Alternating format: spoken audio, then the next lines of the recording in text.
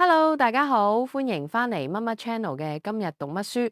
唔知大家最近有冇留意到，無論係喺香港搭地鐵嘅時候，或許去餐廳食嘢嘅時候，好似周圍都充斥住一種好攰嘅氛圍。大家有冇發現，而家嘅社會好似進入咗一個加速時代，每個人都趕住讀書，趕住賺錢，趕住買樓，甚至連休息都要趕住。最近網上有個好熱門嘅討論，話我哋呢一代人係咪正處於一種集體中年危機？就算係廿幾歲嘅後生仔，都好似已經睇透咗世事，覺得人生冇咩意義。其實呢種焦慮歸根究底係因為我哋對未來有一種未知嘅恐懼。我哋成日問：我咁努力到底係為咗乜？我50歲嘅時候會變成點？我老咗會唔會好孤獨？今日我想同大家深度拆解一本好特別嘅書。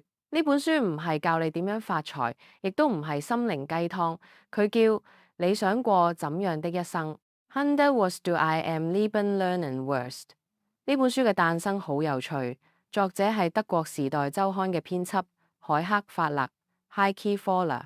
當時佢嘅小侄女啱啱出世，佢望住呢個小生命，突然好想話俾個侄女聽，未來嗰100年到底會係點樣嘅。於是佢去埋獲獎無數嘅插畫家瓦萊里奧、維達里 （Valerio Vidali），親身走訪咗世界各地唔同國籍、唔同背景嘅人，由小學生到90幾歲嘅老人家都有。佢只係問咗每個人一個問題：生活教咗你啲咩？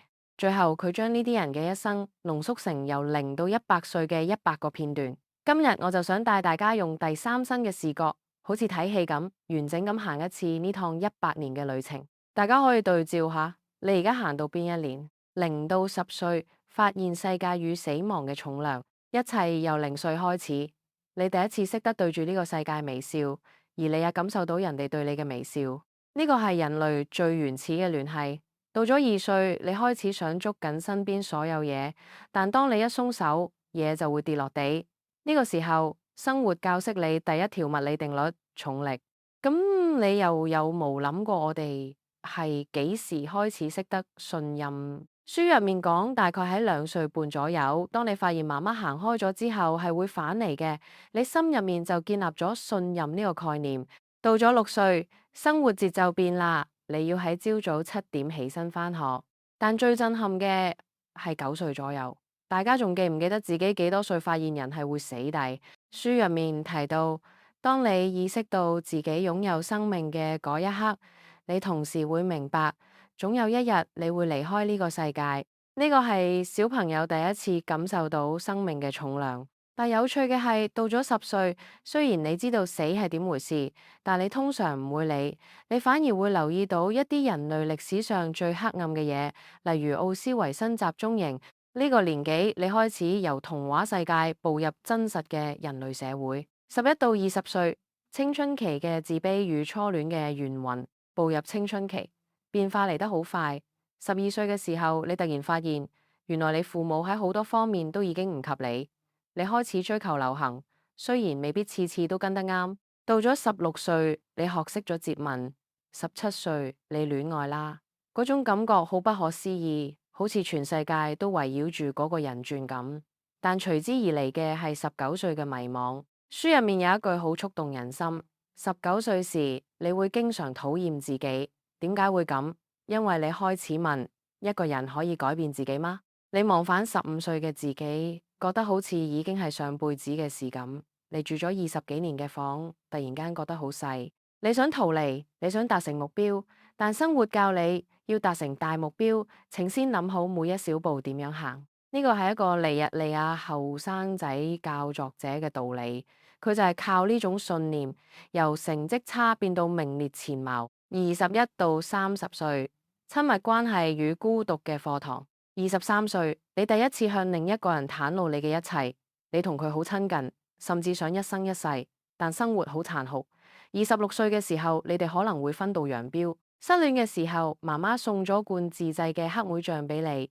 你喺29歲學識咗一件事：星期六晚獨自喺屋企嘅時候，唔好自己喺度傷感。呢個時候嘅你開始體會到乜嘢叫幸福是相對的。31到50歲，現實嘅磨練與自我嘅覺醒。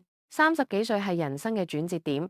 33歲，如果你有咗小朋友，你會學識忍受睡眠不足。到咗36歲，你會發現一個好赤裸嘅真相喎。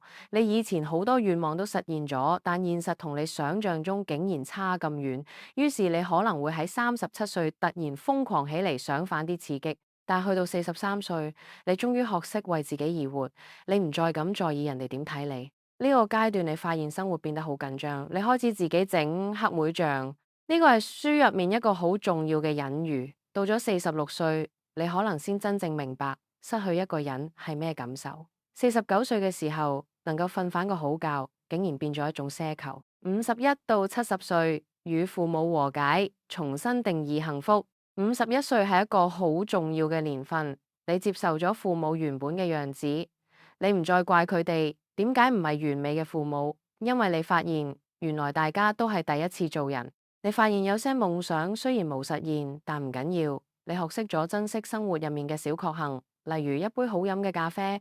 你要學識換個角度睇嘢，先至可以感受到大喜悅。到咗60歲，你會驚訝咁發現，雖然你已經60，但你覺得自己仲好生猛，完全唔似你細個見到嗰啲綠唇老人。你開始意識到你對自己嘅了解其實好少。好多嘢要真正做過先知中唔中意。71到90歲，遺忘嘅智慧與生命嘅倒數。70歲之後，生活教你遺忘。74歲，可能你先真正請到適合你嘅另一半。呢個例子係一位女教師分享嘅，佢話愛情幾時嚟都唔遲。到咗80歲，你會強烈感受到生命有限，於是你開始更加珍惜每一分每一秒。你發現完成一件普通嘅小事都要用雙倍嘅時間。87歲，生活可能會有巨大變動，例如老伴病咗。書入面提到一位老太太，佢照顧患咗腦退化症嘅丈夫，雖然辛苦，但佢竟然喺啲看護身上學到好多智慧，對人有咗新嘅認識。91到100歲，黑莓醬與最後嘅傳承。最令作者海克法勒驚訝嘅係，佢訪問過嘅咁多位老人家，竟然冇一個驚死。92歲嘅時候，佢哋會話死亡冇咩好驚，放馬過嚟啦。書入面最感人嘅一個故事係關於一位坐喺花園嘅老先生，佢每年將空嘅黑莓瓶放返地庫嘅時候，都會問自己：邊個知我仲用唔用得返呢啲瓶呢？但係每一次佢都會重新將呢啲瓶裝滿黑莓醬。呢種執着唔係因為貪心，而係一種對生活嘅熱愛同埋生命嘅延續。到咗98歲，你會覺得自己好似返去變咗一個小朋友咁。去到99歲，你會問自己：生活到底教咗我啲咩？總結與感悟：人生無標準答案。聽完呢100年嘅旅程，大家有咩感想？呢本書教我哋最重要嘅一件事就係，生活本來就無標準答案。你以為人生大事係買樓、升職、結婚，但其實真正教識你嘢嘅，往往係嗰啲生活小事。第一次發現重力，第一次接吻，第一罐黑莓醬，第一夜安穩嘅睡眠。幸福係相對嘅，冇經歷過痛苦嘅人，好難感受到快樂。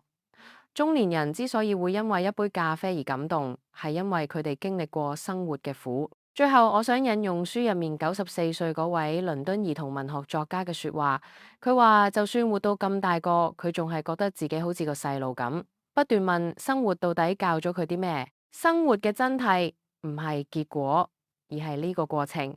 如果你而家正處於萬事皆難嘅年份，請記得過幾年可能就會諸事順利。你想過怎樣的一生？呢個問題只有你自己可以回答。如果你中意今日嘅分享，記得俾 like、訂閱同 share 俾你身邊嗰位正處於某個歲數迷茫緊嘅朋友。